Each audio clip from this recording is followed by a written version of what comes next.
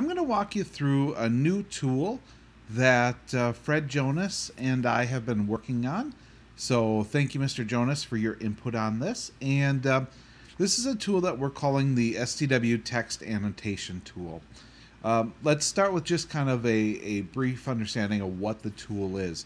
So when a student reads text, one of the key strategies is annotating that text so that, in effect, when they're finished with that text, they can kind of look back at the details that they've pulled out, the quotes, reflections they've had, questions they've asked along the way, literary devices that they found, and begin to make sense out of that, and begin the process of analyzing and evaluating the work, making inferences about the work as a whole.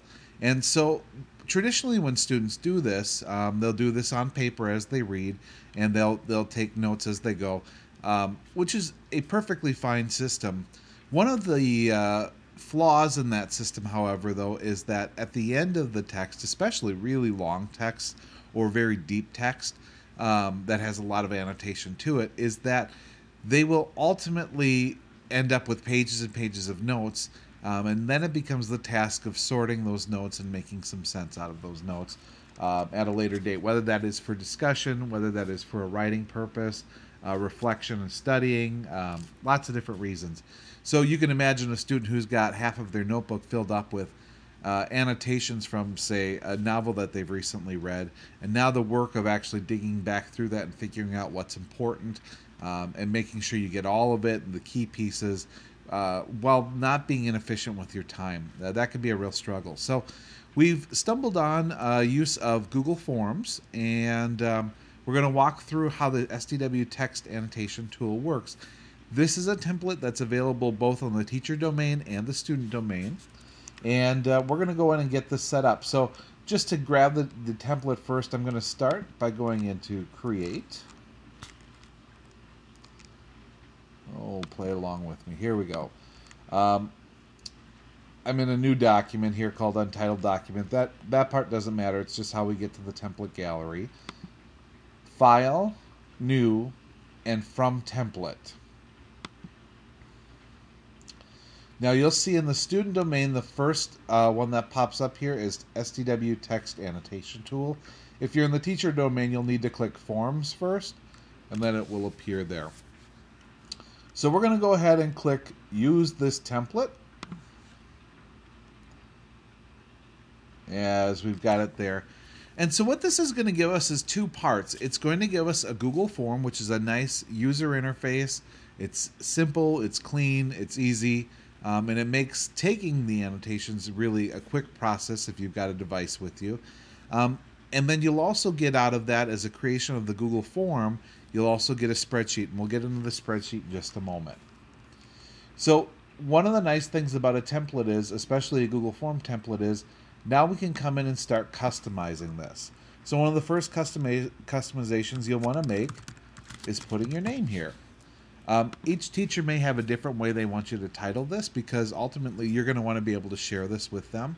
So putting in the right information right away will be very helpful for you. And as you have more of these, it may make sense to do some different titling. So for instance, I may want to say SDW Text Annotation for The Great Gatsby. Okay, just because you may use the same tool a number of times depending on how your teacher instructs you. There are some nice little guides along the way, so we're going to leave those as is. Okay. And we'll look at the questions that are being asked. The first question is, what text is this annotation related to? Now, in a Google form, we can edit by clicking on the little pencil. So we're going to go ahead and click the pencil. And now what we can do is we're creating a drop-down list of the titles that are available to us. So perhaps The Great Gatsby is one of them. And another one that you're going to use is The Scarlet Letter. And perhaps the third one that you're going to use is Hamlet. All right. So those are the three works that you're reading and choosing from. And so you can outline these. What's nice is you can customize this. We'll click Done. The next section is our literal notes, and this is the who, what, where, when, why of the text. These are the things that you grab as you read and you think that might be important, that might be a piece that will kind of help me understand where in the story this annotation comes from. And so that's the annotation piece, and this is just an open paragraph that you'll be able to write in. All right, here's the inferential evaluative notes. These are the pieces that really are the deeper thinking of the text. This is where you start to read between the lines and you start to get deeper conclusions. This is going to be a really important piece for you later on in the process. If you have some really good inferential evaluative notes, when you sit down to write your essays or have a discussion or look at somebody else's notes, annotations, this is going to be the key piece to it. Now this is a piece, this annotation relates specifically to, now this is a multiple choice question, which means you only get to pick one. But what this is effectively an identifier or a tag that you're going to place on each annotation that you make. This is actually the key that's going to make it all fit together, because this is how we're going to sort later, and I'll show you that in just a moment. These can all be edited, so if your teacher says to you that conflict and setting are the most important, but that you're not going to be studying key concepts at all, you can close them out. If your teacher says to you that you're going to focus on something like good and evil, you can add that in as an option. This is really nice for a student who is starting to write an essay or thinking about a theme through a work. You can actually customize these to be exactly what you need for the essays that you're writing or the conversations that you're having. And then the very last one is relevant quotes and details. And this is where you put the quotes or specific details from the text that would be clearly related. This is something teachers often ask for, but it also becomes kind of the fodder for your discussions and for your essays to really prove exactly where in the text you found that specific evidence. So all key pieces. Then we click Save. And now we're going to go back to our Google Drive. And we'll find it right here. We've got to get it. This is mine right here. Now, one of the things I'll recommend is if you've got a couple of these, you're going to want to name them separately. So I'm going to show you how to do that. We're going to just refresh this quickly. Okay. And this is, I believe, the one we want to change. So we're going to come on in here and rename it now. And we'll give it something a little bit more meaningful. Hopefully you won't have as many as I have, as I've been playing with it for a little while. But here we go. Grapes of Wrath. Let's just say that's the one that this is. And text annotations. Okay. You'll obviously want to name that appropriately. And I'd always recommend in Google Drive that you put it in the folder that makes the most sense for you. So let's say that this is my entrepreneurship piece. I'm going to take that and just drop it in there so I know where to find that guy later. And there it is.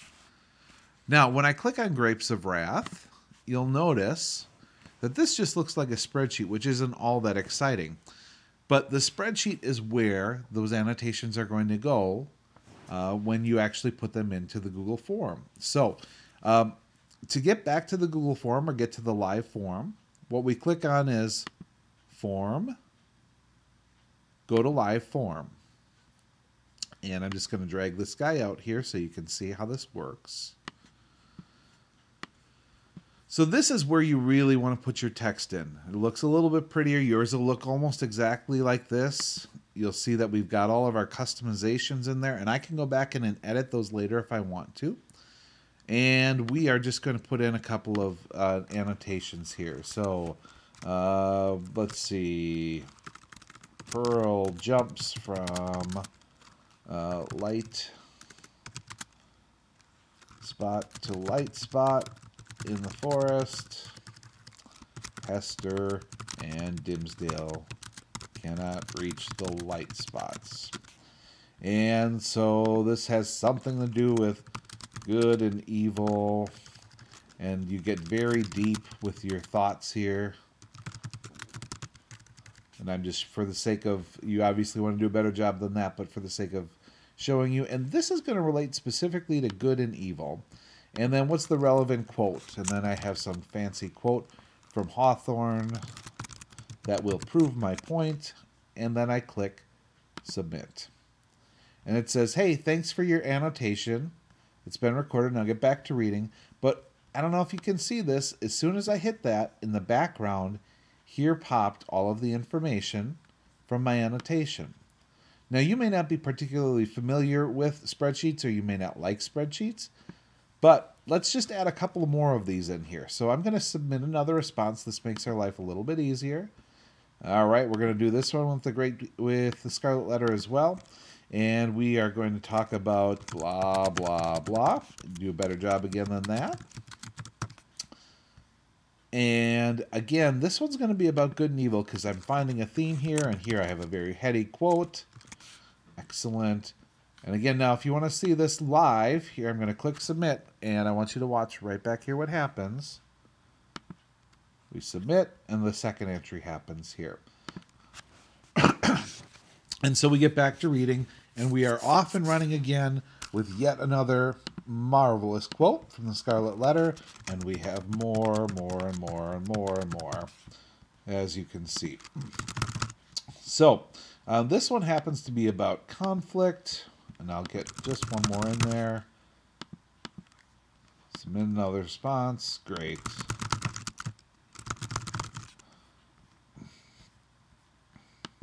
This one happens to be a plot development. All right. Now you'll notice for this one, I selected The Great Gatsby just because let's say this happens to be later in the semester that I'm doing that piece. All right. So what we're going to do is put this guy to sleep here, and we're going to go back and take a look. And so what do we have here? Well, we've got columns that line up and give us some information about our notes. If you were to use the T chart in your notebook, the T would probably be between these two, okay? And on the very front side of all of that, you would have the name of it. You would never probably put good and evil until your teacher told you to do so later on, and you might put relevant quotes in the literal notes area. All right. So what's the power of this? Well, the power of this is being able to sort.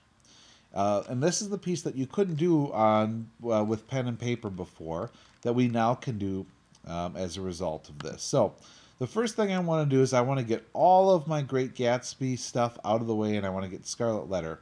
It just happens to be that it's well lined up now, but what I'm going to hit is my drop down arrow, and I'm going to sort columns B from A to Z.